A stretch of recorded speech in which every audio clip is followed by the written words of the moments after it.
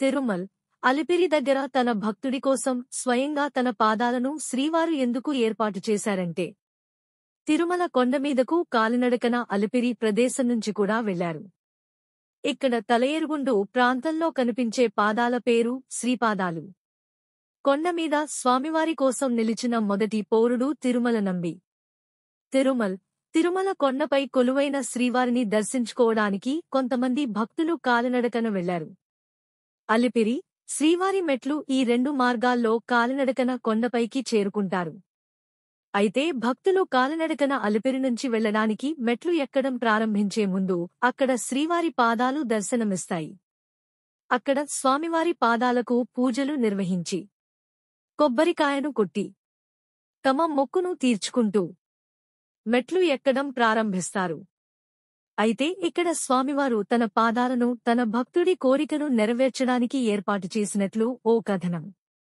వివరాల్లోకి వెళ్తే, తిరుమల కొండమీదకు కాలినడకన అలిపిరి ప్రదేశం నుంచి కూడా వెళ్లారు. ఇక్కడ తలయేరుగుండు ప్రాంతంలో కనిపించే పాదాల పేరు శ్రీపాదాలు. కొండమీద స్వామివారి కోసం నిలిచిన మొదటి పౌరుడు తిరుమల నంబి. అతడు రామానుజాచార్యులకు రామాయణ రహస్యాలను విప్పి చెప్పిందిక్కడే. కొండ నుంచి నంబి, గోవిందరాజ పట్టణం నుంచి శ్రీమద్ రామానుజులు ఈ ప్రదేశం చేరుకుని ఇరువురు శ్రీవారి చేసేవారట.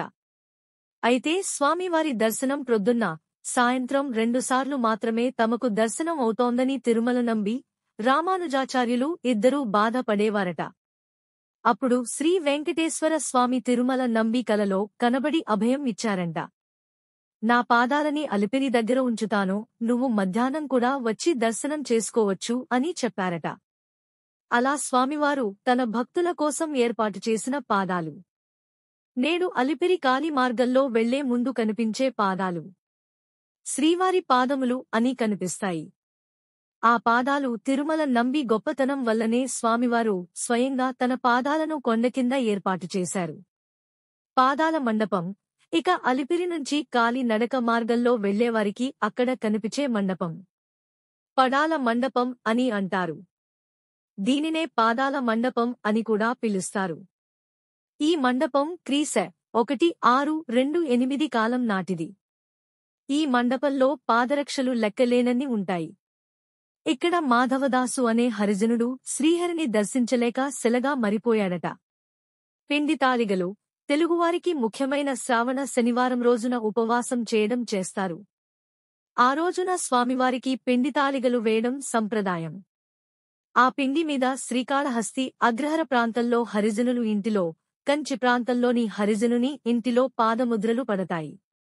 ఆ పాదముద్రలను కొలతలు వేసి శ్రీవారికి చర్మంతో చెప్పులు కుడతారు.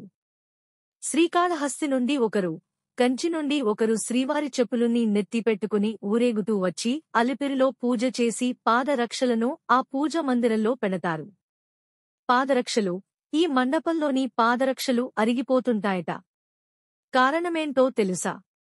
తన భక్తులు సమర్పించిన ఈ పాదరక్షలను ధరించి స్వామివారు కొండ దిగి వస్తారట. అలమేలు మంగమ్మ దగ్గరికి వెళ్లి తిరిగి కొండ ఎక్కే వేళ వాటిని ఇక్కడే వదిలి వెళతారని పురాణ ఇతిహాసం. అందుకనే అక్కడ పూజా మందిరంలో పెట్టిన పాదరక్షలు అరిగిపోతాయని భక్తుల విశ్వాసం.